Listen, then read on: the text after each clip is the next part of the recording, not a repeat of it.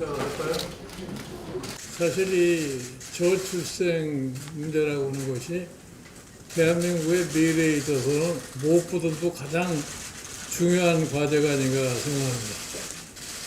일반적으로 이 사람들이 이 저출생이라는 이 문제에 대해서 별로 심각한 생각을 갖고 있지 않는데, 최근에 발표한 저희 국제기관의 숫자에서도 대한민국이 세계에서 출생자가 가장 적은 나라가 되어 있습니다. 그럼 과연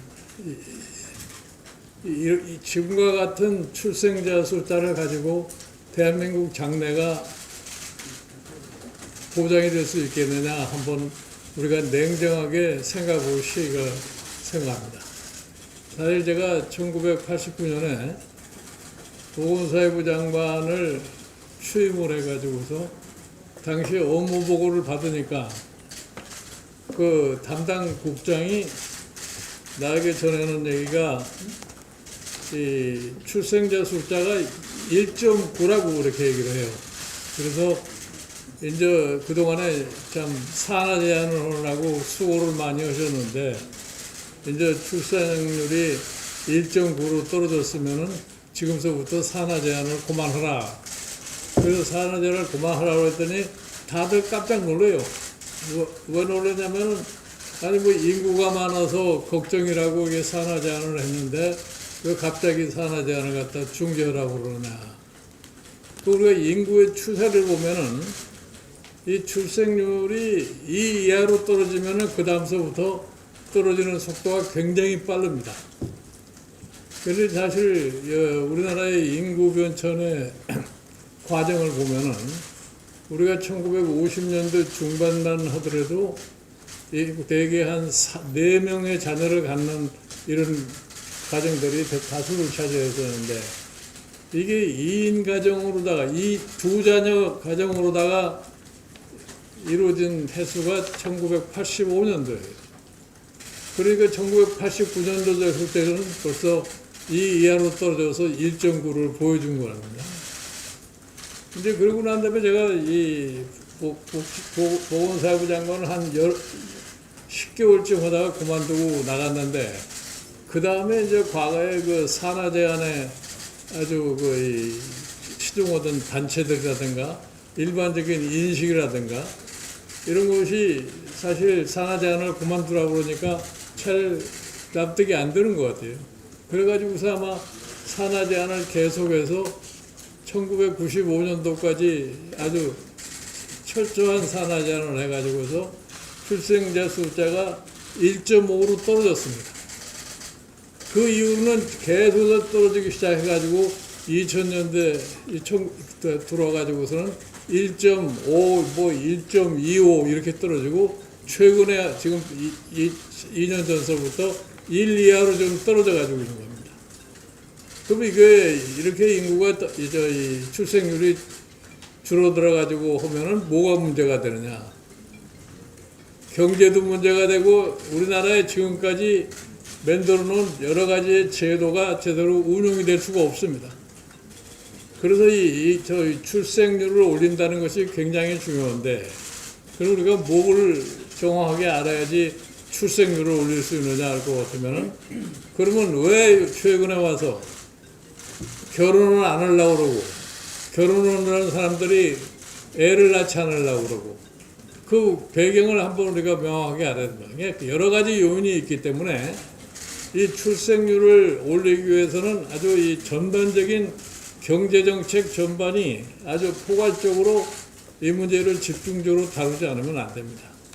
제일 중요한 게 지금 우리가 알고 있는 것이 뭐냐. 자, 젊은 신혼부부들이 주택 마련이 어렵다. 주택값이 너무 비싸다. 최근에 진행되고 있는 이 천정부지 모르고 올라가고 있는 아파트 투기.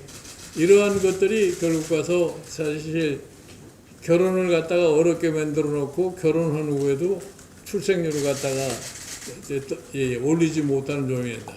그 다음에 중요한 요인이 뭐냐면은 교육입니다. 이 교육이라고 하는 것이 굉장히 지금 불평등한 그런 이 교육이 돼가지고서 참 이 불평등을 갖다가 교육이 더 오늘날 같은 교육이 더 강화하는 그러한 모습을 보이고 있기 때문에 일반 부모들이 어떻게 생각하냐면은 나는 이렇게 살지만 내 자식도 이렇게 사는 거는 못 보겠다. 그러니까 차라리 애를 안 낳는 것이 더 낫지 않느냐는 이것이 지금 우리 사회의 풍조가 되는 겁니다. 그 사실은 이 인구라고 하는 것이 경제와 어떤 관계가 있느냐.